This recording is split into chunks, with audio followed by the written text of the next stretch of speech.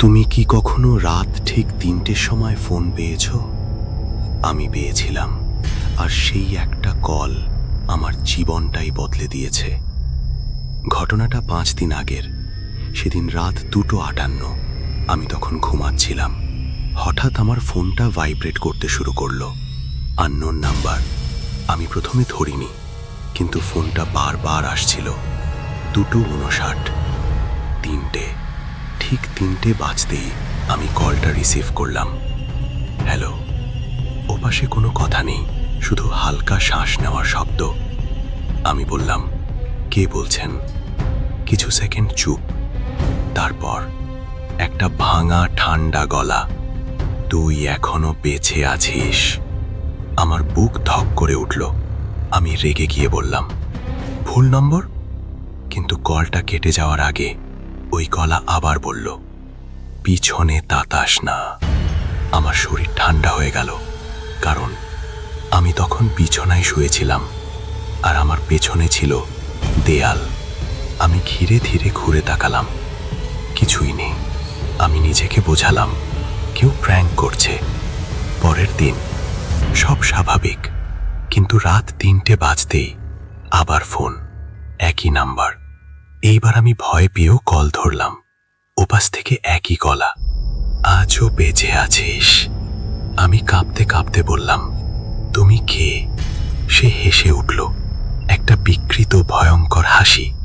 তারপর বলল, আমি তুই। আমার মাথা ঘুরে গেল।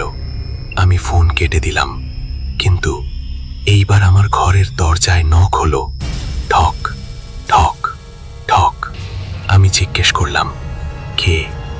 বাইরে থেকে উত্তর এলো, দরজা খোল, আমি বাইরে দাঁড়িয়ে আছি। আমার গলা শুকিয়ে গেল। আমি ধীরে ধীরে দরজার দিকে গেলাম, আর ঠিক তখনই আমার ফোনে আবার কল এলো। আমি স্ক্রিনে তাকালাম। এইবার কল আসছে আমার নিজের নাম্বার থেকে। আমি কাঁপতে কাঁপতে কল ধরলাম। ওপাশ থেকে ফিসফিস, দরজা খুলিস না, ওটা আমি না। আমি জমে গেলাম। তাহলে বাইরে কে?